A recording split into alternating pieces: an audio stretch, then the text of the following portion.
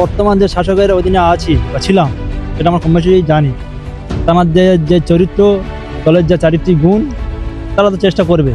কারণ আজ নওশাদ ভাইজান যে লড়াইটা দিচ্ছেন বা যে লড়াইটা দিয়ে এসছেন, আমরা তো আনুমানিক করা যায় অন্তত 20 থেকে 30 হাজার লোকের সম্ভাবনা। 26-এর নির্বাচন বর্তমান যে শাসক ছিলেন তার যে কর্মকাণ্ড, আজকের পার নখ থেকে আর মাথা চুল পর্যন্ত যে দুর্নীতি, তাদের টাকা দিয়ে, বিরিয়ানি দিয়ে, ভ্যান ভাড়া দিয়ে, গাড়ি ভাড়া দিয়ে আমাদের লোক আসবে না। আমাদের লোকরা আসবে উপরন্ত তারা এসে আবার টাকা দিয়ে যাবে। এটা হলো ছোটো ভাই বড়ো ভাইয়ের ভালোবাসা। আর এটুকু বলতে পারি, এটা 2026 লড়া হবে চোখে চোখ রেখে। ওই লক্ষ্মী ভাণ্ডার বলুন আর ভাতা বলুন আর ঘরের টাকা বলুন, ওটা দিদির কালীঘাটে বাপের টাকা নিয়ে যায় না। ওটা আমাদের সবার একটা ভিখারিও ট্যাক্সের টাকা নেই, ওই টাকা না আমাদের টাকা না আমাদের দিচ্ছে। সুতরাং কে চোখ রাঙালো, কে কী বলো, সেটা তাদের কোথাও ত্রুটি রয়েছে, এটুকু বলতে পারি। এই মুহূর্তে আমরা দাঁড়িয়ে রয়েছি ঢোলাহাট পেট্রোল পাম্পের সামনে। ঢোলা পেট্রোল পাম্প দাঁড়িয়ে রয়েছি। কেন দাঁড়িয়ে রয়েছি? এই যে মাঠ, আমার পিছনে ক্যামেরার সামনে দেখাতে বলবো, এই যে মাঠ, এখানে আইএসএফের মেগা প্রোগ্রাম হতে চলেছে আগামী 13 তারিখ সোমবার। আমার সঙ্গে আইএসএফের কর্মীরা রয়েছে, নেতৃত্বরা রয়েছে, এবং ঝানার নির্দেশে, ঝানার হুকুমে, ঝানার পরিশ্রমে এই যে আইএসএফের মেগা প্রোগ্রাম হতে চলেছে ঢোলার মতো একটা জায়গায়। আমার সঙ্গে রয়েছেন আইএসএফের কর্মী এবং লিডার, যার নেতৃত্ব বিধানসভা নির্বাচন হবে এবং লোকসভা নির্বাচন হয়েছে বটে। তার সঙ্গে কথা বলার চেষ্টা করবো। এই যে আজকের এই আপনারা মাঠ পরিদর্শনে এসছেন, মাঠে এখনো পর্যন্ত বৃষ্টি হয়েছে, জল জমে রয়েছে, কিভাবে প্রোগ্রামটা করবে? সর্বপ্রথম আপনার যে ইনসাফ টিভি সকল দর্শক বন্ধুদের আন্তরিকভাবে ধন্যবাদ, ভালোবাসা জানাই। মিললে যে বিষয় আমাদের আগামী 26-এর নির্বাচন, বিধানসভা নির্বাচন, সেটাকে কেন্দ্র করে তারই প্রস্তুতি স্বরূপ একটি নির্বাচনী জনসভা হবে আগামী 13 এপ্রিল। ঠিক দুপুর 2টার পথে আমাদের প্রোগ্রামটা শুরু হবে। এবং দেখুন, আমাদের প্রোগ্রাম ছিল এই মাঠে হবে, কিন্তু হঠাৎ বৃষ্টি বাদলের সময় হঠাৎ বৃষ্টি হওয়ার কারণে, প্রাকৃতিক বিপর্যয়ের কারণে মাঠে প্রচুর পানি জমেছিল। তো মোটামুটি এখন মোটর বসে পানিটা ছেঁচা হলো। তো আশা করছি 13 তারিখ আগে পর্যন্ত আমরা মাঠটা। এই যে এই মাঠে কিন্তু 2021-এ আপনাদের দলের king maker supremo Abbas Siddiqui সাহেব এসেছিলেন, আমরা নজর রেখেছিলাম, আমরা সেই ছবি দেখিয়েছি। এই মাঠে কিন্তু জায়গা দেওয়া মূলত যায়নি, মানুষ একেবারে কানায় কানায় ভরে গিয়েছিল। আর এই 2026-এ অর্থাৎ 5 বছর পরে নওশাদ সিদ্দিকী এখন কিং মেকার হয়ে গিয়েছে, তার ছোটো ভাই কিং মেকার। তারই উদ্দেশ্য করে আপনি আপনাদের তরফ থেকে প্রোগ্রামটা করছেন, মেন ভূমিকায় এখানে জানতে পারলাম আপনিই রয়েছেন।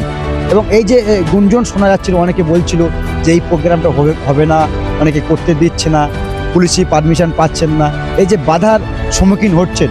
সারা বাংলা জুড়ে একটাই নাম, নওশাদ সিদ্দিকী, আইএসএফ। এই যে বাধার সম্মুখীন হচ্ছেন, কি বলবেন? দেখুন, বাধার সম্মুখীন থাকতে হলো, আমরা বর্তমান যে শাসকের অধীনে আছি বা ছিলাম সেটা আমরা কম বেশি জানি। আমার যে চরিত্র, দলের যে চারিত্রিক গুণ, তারা তো চেষ্টা করবে। কারণ আজ নওশাদ ভাইজান যে লড়াইটা দিচ্ছেন বা যে লড়াইটা দিয়ে এসছেন, ওদের সবার চোখের ঘুম হারাম করে নিয়েছে। তো তারা তো বাধা দেওয়ার চেষ্টা করবে, কিন্তু ওটা ছিল 2021 সাল, এটা কিন্তু 2026 সাল। নওশাদ ভাইজান তখন আমাকে চিনতাম না ভালো করে, কিন্তু আজকের ওনার যে 5 বছর হলো যে রাজনৈতিক ক্যারিয়ার, আজকের দিনে দাঁড়িয়ে বিশিষ্ট যারা রাজনীতিবিদ তারা স্যালুট করতে বাধ্য হয়েছে যে পলিটিশিয়ান বা পলিসি করতে আর কেমন হতে হবে, কেমন নেতা হওয়া উচিত। তো সেই জায়গায় দাঁড়িয়ে এটুকু বলতে পারি, আমাদের দলের সুপ্রিমো আসছেন, ছোটো ভাইজান আসছেন, তৎসহ আমাদের পাশে আমাদের সকলের কাছের মানুষ কান্দিগলি মশা থাকবেন, রায়দিঘি এবং কুলপি বিধানসভার প্রার্থী থাকবেন। তো এটুকু বলতে পারি, আমাদের আগামী 13 তারিখ গত সোমবার মেগা প্রোগ্রাম হবে এবং আমরা সাকসেসফুল করতে পারবো। আমরা বলছিলাম এই যে মাঠ এখনো বৃষ্টি হওয়ার কারণে পানি জমে রয়েছে, তারপরে যেটা এখানে শুনতে পেলাম আমরা, এই যে এই প্রোগ্রামটা হবে আপনারই নেতৃত্বে হবে, কিন্তু আমরা যেটা বলছি এই মাঠে কি আদবি জায়গা দেওয়া সম্ভব? এখানে নাকি চেয়ারের ব্যবস্থা করছে না? না, সেটা হলো চেয়ার ফ্যান না, অল্প কিছু মহিলাদের জন্য চেয়ার দেওয়া হবে। এই প্রোগ্রামে মহিলারাও থাকবে? অবশ্যই। লক্ষ্মীর ভান্ডার এতে কিন্তু প্রকল্প হয়তো লক্ষ্মী ভান্ডার দেবে, লক্ষ্মী ভান্ডার দিচ্ছে, আর ওইদিকে কি বলবো, এখন বাজার মূল্য বাইরে বেরোলে 1000 টাকা নিয়ে একটা ব্যাগ ভর্তি হয়। তো ওটা কথা এখন বাদ দেন। সেটা হলো চেষ্টা করছি, যথেষ্ট বড় মাঠ, আশা করছি লোক যদি ছাপিয়ে যায় কিছু করার নেই, দিকে আরও আশেপাশে জায়গা রয়েছে, আশা করছি কোনো সাকসেসফুল হবে। কত মানুষের ঘর এখানে নামবে? 21 সালের তুলনায় কি বেশি নাম? অবশ্যই, আমরা তো আনুমানিক করা যায় অন্তত 20 থেকে 30 হাজার লোকের সম্ভাবনা। তো আইএসএফ কর্মী যারা এলাকার রয়েছে তাদের কি বার্তা দিচ্ছে? যদি একটাই বার্তা দেবো আপনার ইনসাফ টিভির মাধ্যমে, যে আগামী যে 26-এর নির্বাচন, বর্তমান যে শাসক ছিলেন তার যে কর্মকাণ্ড, আজকের পার নখ থেকে আর মাথা চুল পর্যন্ত যে দুর্নীতি, শুরু করে আজকের শিক্ষা ব্যবস্থা, স্বাস্থ্য ব্যবস্থা সব ধ্বংসের মুখে। আজকের বেকার যুবক যুবতীরা বেকার হয়ে ঘুরছে প্রকৃত যোগ্য হওয়ার পরও। তারপরে আমার অভয় বোন আনিস খান, আমার তামান্না বোন, আমার আবু সিদ্দিক, আজকের কত কি মানে পেন্ডিং হয়ে আছে, যা আজও মানে বিচার পায়নি। তো এই মিডিয়া ঘানলে আমরা যেটা দেখতে পাই, আইএসএফ এর মিটিংয়ে আসার কারণে, মিছিলে আসার কারণে লক্ষ্মীর ভান্ডার কেটে দেওয়া হবে হুঙ্কারে দিচ্ছেন, এবং যে এই ঘরের যে টাকা ঢুকেছে সেগুলো বন্ধ করার হুঁশিয়ারি। তারপরেও আইএসএফ এর সবাই এত লোক কেন? দেখুন, এগুলো হচ্ছে ভালোবাসা। ওটাতে টাকা দিয়ে, বিরিয়ানি দিয়ে, ভ্যান ভাড়া দিয়ে, গাড়ি ভাড়া দিয়ে আমাদের লোক আসবে না। আমাদের লোকরা আসবে উপরন্ত, তারা এসে আবার টাকা দিয়ে যায়। এটা হলো ছোটো ভাই বড় ভাইয়ের ভালোবাসা। আর এটুকু বলতে পারি, এটা 2026 লড়া হবে চোখে চোখ রেখে। ওই লক্ষ্মী ভান্ডার বলুন আর ভাতা বলুন আর ঘরের টাকা বলুন, ওটা দিদির কালীঘাটে বাপের টাকা নিয়ে দেয়নি। ওটা আমাদের সবার একটা ভিখারিও ট্যাক্সের টাকা নিয়ে, ওই টাকা না আমাদের টাকা না আমাদের দিচ্ছে। সুতরাং কে চোখ রাখলো, কে কী বললো, সেটা তাদের কোথাও ত্রুটি রয়েছে, এটুকু বলতে পারি। তো কথা বললাম আইএসএফ এর নেতৃত্বের সঙ্গে, এবং ক্যামেরা পার্সনকে মাঠটা দেখাতে বলবো। এখনো পর্যন্ত কিন্তু এই মাঠে বৃষ্টি জমে রয়েছে, এবং এখান থেকে মেশিনে তারা কিন্তু পানি তোলার যে কাজ সেটা কিন্তু চালু করেছে। অর্থাৎ যে মেগা প্রোগ্রাম হবে 13 তারিখ সোমবার সকাল থেকে প্রোগ্রাম হবে, এবং সন্ধ্যা 5টা পর্যন্ত প্রোগ্রাম তারা করবেন, এবং প্রচুর মানুষের এখানে কিন্তু সমাগম হবে। এই কারণে বলছি, এই মাঠে কিন্তু 2021 সালে আইএসএফ দলের কিং মেকার আব্বাস সিদ্দিকী এসেছিলেন।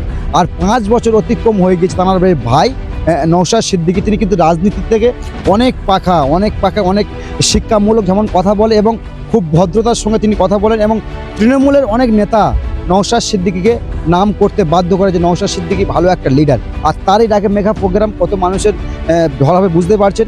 ঢোলা এলাকার পেট্রোল পাম্পের সামনে কিন্তু আইএসএফের এই সভা 13 তারিখ সকাল 8টা থেকে শুরু হবে, বিকেল 5টা পর্যন্ত।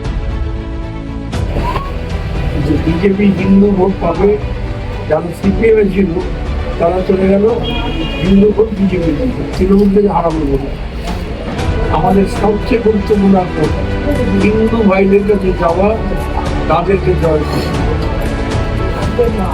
তৃণমূল বিজেপির সেটি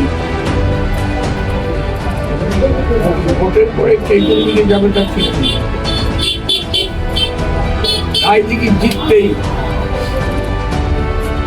আমার এই শেষ বয়স, তোমাদের কাছে আমার একটা অনুরোধ, শেষ বয়সে তবে মৃত্যু হয় জানি কেন, রায়দিঘি আইএসএফ রামঝান উৎসব কেটে গেছে। রাজিয়াতুল ভাই